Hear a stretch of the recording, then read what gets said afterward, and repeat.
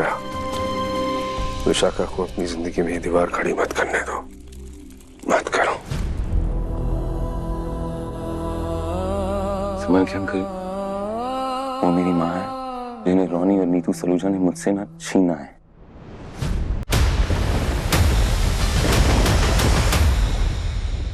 कि मुझे विशाखा जी जैसी माँ बने। उन्होंने सिर्फ मेरे साथ विश्वासघात नहीं किया, विक्रांत के साथ भी किया, हम सब के साथ किया। उनकी वजह से आज हम यहाँ पर पुलिस स्टेशन में खड़े हैं। मैं कुछ कर नहीं पा रहा। क्यों? उनके बेबुनियाद इल्जाम की वजह से। शर्म आती है मुझे उनको अपनी माँ कहते हुए। उनकी गलत इल्जामों की वजह से हम लोग यहाँ पर हैं, और आप यकीन मानिएगा सब ठीक हो जाएगा। पता नहीं क्या भर दिया उन्होंने विक्रांत के दिमाग में, उसकी आंख के ऊपर पट्टी आ गई, कुछ देखना ही नहीं चाह रहा। लेकिन आप खुद को ब्लेम मत कीजिए। नीतू आंटी प्लीज, आपकी कोई गलती नहीं है। आप ना एकदम परफेक्ट मदर हो।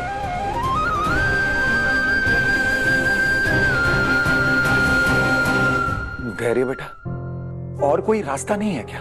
अंकल, होता ना तो हम यहाँ पर नहीं होते। मैं आप लोगों को यहाँ पर आने ही नहीं देता। अनफॉर्चुनेटली, जब तक विक्रांत ये केस वापस नहीं लेता ना, कुछ नहीं हो सकता।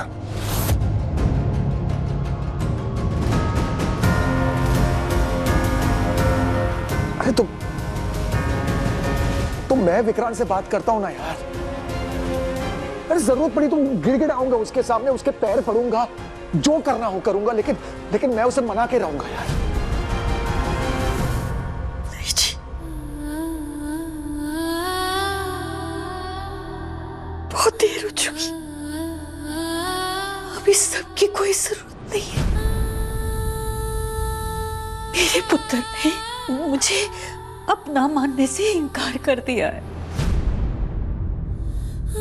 वो तो मेरी शक्ल भी नहीं देखना चाहता। वो जेल भिजवाना चाहता है, सजा दिलवाना चाहता है मैंने। तो मैं जेल जाऊंगी,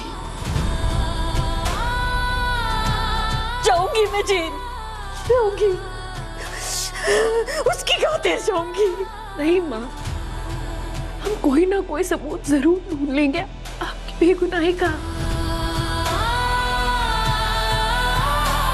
विशाखा जी के झूठ को साबित करने का हम ढूंढेंगे ना सबूत। आप ऐसा मत बोलिए प्लीज। मन्नत सही कह रही है। मैं तुम्हें इस जेल में एक रात के लिए भी रहने नहीं दूंगा। क्यों नहीं रह सकती? हमारा पुत्र हमें छोड़कर जा चुका है रोनी जी, आप समझ रहे हैं? तो फिर मैं कहीं भी रहूं, चाहे इस जेल में क्यों नहीं, क्या फर्क पड़ जाएगा?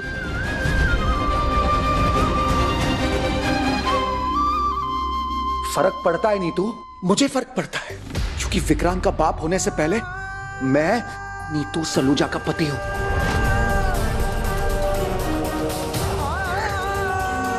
वादा किया है तुमसे मैंने, सुख दुख में तुम्हारा साथ देने का वादा किया है मैंने तुमसे, और ये वादा मैं मरते दम तक निभाऊंगा नीतू, मरते दम तक निभाऊंगा। मलिका, मुझे प्लीज अपना फोन देना, मुझे धैर्य से बात करनी है, और वो मेरा फोन भी नहीं उठा रहा है। आपको पता है ना धैर्य आपका फोन नहीं उठाएगा, वो आपसे बात नहीं करेगा। उसे जो करना है वो करे, लेकिन मैं तो माँ हूं ना, मैं उसे पराया नहीं कर सकती। वैसे मन्नत पुलिस स्टेशन में है ना, और धैर्य भी उसके साथ ही होगा, इसलिए आपका फोन इग्नोर कर रहा है वो। रोनी अंकल भी पुलिस स्टेशन में है। आई एम श्योर वो नीतू आंटी को उनके गुनाहों की सजा मिलने से बचा पाएंगे। हाँ, सालों पहले रोनी सलूजा ने यही तो किया था, अपने पैसों के दम पर इंसाफ को भी झुका दिया था उसने। बॉबी अंकल के केस में भी यही हुआ था, रोनी अंकल सच जानते हुए भी चुप रहे थे, पर थैंक्स टू मॉम उन्होंने सच का साथ दिया और शालिनी को इंसाफ दिलाया। वरना रॉनी अंकल ने कोई कसर नहीं छोड़ी थी पैसों से ये केस बंद करने में। सब पैसे का खेल है मलिका, पैसा सब कुछ खरीद सकता है, लेकिन अब तो रॉनी ने अपनी सारी जायदाद मन्नत और विक्रांत के नाम कर दी है ना। ओहो विशाखा आंटी, आप और विक्रांत बहुत भोले हो। रॉनी अंकल और नीतू आंटी की चाल को समझ ही नहीं पाए। वो दोनों जानते थे कि मैं उनका सच का पर्दाफाश करने वाली हूँ और विक्रांत को पूरी सच्चाई बताने वाली हूँ, इसीलिए उन्होंने महान बनने की एक्टिंग की, प्रॉपर्टी ट्रांसफर का नाटक किया और ये जताया कि उन्हें पैसों की कोई जरूरत नहीं है। और सोचने वाली बात ये है कि उन्होंने प्रॉपर्टी नाम भी किसकी की? विक्रांत की पार्टनर इन क्राइम मन्नत की, ताकि इनडायरेक्टली आधी प्रॉपर्टी उन्हीं के पास रहे।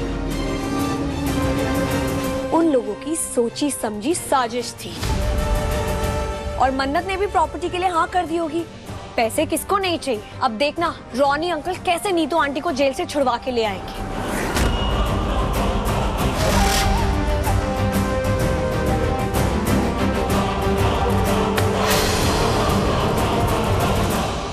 Listen to me. इस बार ऐसा कुछ नहीं होने वाला है। पर विक्रांत, मेरे डैड तो कह रहे थे कि रॉनी अंकल के लिए कोई बड़ी बात नहीं है। विक्रांत, मलिका बिल्कुल ठीक कह रही है। वो चालबाज सलूजाज ना कुछ भी कर सकता है, अपने पैसों के दम पर कुछ भी कर सकता है। वरना तुम्हें क्या लगता है मुझे इतने साल क्यों लगे तुम तक पहुंचने में? और मन्नत तो तुमसे प्यार करती है ना, वो तुम्हें धोखा क्यों देती? तुम नहीं समझोगे विक्रांत, तुम बहुत भोले हो ना, बिल्कुल मेरी तरह। लेकिन अब वो लोग मुझे नहीं छोड़ेंगे। वो लोग तुम्हें फिर से मुझसे छीन लेंगे। इस बार ऐसा कुछ नहीं हो रहा। मैं अतीत को खुद को दोहराने नहीं दूंगा। वो लोगों ने मुझे छोटे रिश्तों में बांध के रखा। वो लोग मुझे बेवकूफ समझने की और मुझे आपसे दूर रखने की ना कीमत चुकाएंगे माँ। I promise. I promise.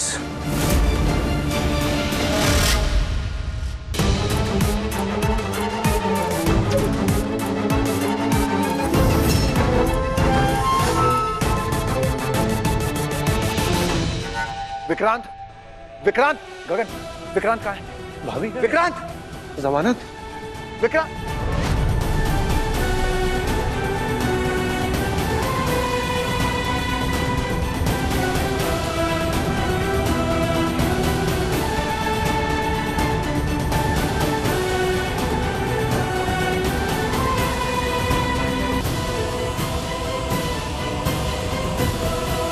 Vikrant, Neetu की हालत ठीक नहीं है। प्लीज ऐसा मत करो, प्लीज ये केस वापस ले लो।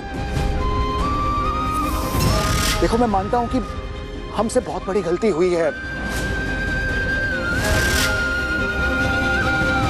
इतना बड़ा सच हमने तुमसे छुपाया है, लेकिन हमारा प्यार तुम्हारे लिए झूठा नहीं था बेटा। यकीन मानो मेरा।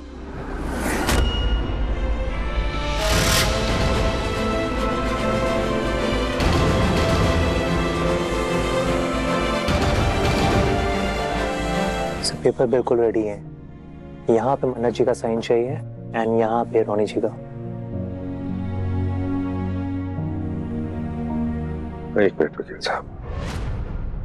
विक्रांत, मत करो ये। माँ बाप का रिश्ता एक ऐसा रिश्ता है जिसमें भगवान का आशीर्वाद होता है बेटा, और हम उसकी अहमियत तब तक नहीं समझ पाते जब तक वो रिश्ता हमसे छिन ना जाए। पता है, जब तक डैड जिंदा थे ना, मुझे लगता था कि वो मेरी इज्जत नहीं करते, मुझे समझते नहीं, मुझसे प्यार ही नहीं करते, बस डांटते रहते हैं मुझे। लेकिन मुझे सिर्फ चाहते थे कि उनका बेटा अपने पैरों पे खड़ा हो जाए। मैं लड़ता रहा उनसे और उनका अच्छा बेटा नहीं बन पाया, और इस गलत फहमी का फायदा उठा के ऐश्वर्या ने हम दोनों के बीच में इतनी ऊंची दीवार खड़ी कर दी कि न मेरी बात उन तक पहुंची, न मैं उनको सुन पाया। अब मुझे कभी कभी जब लगता है कि वो मुझे मेरा नाम लेके बुलाएं तो ऐसा कभी होगा नहीं। ऐश्वर्या की खड़ी की हुई वो दीवार मेरी नहीं हमारी जिंदगी में किस तरह का अंधेरा लेके आई तुमने देखा है विक्रांत।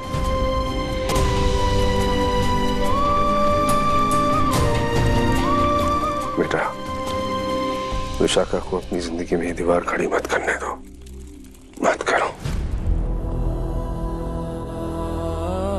समझ गए अंकल, वो मेरी माँ है जिन्हें रोनी और नीतू सलूजा ने मुझसे ना छीना है।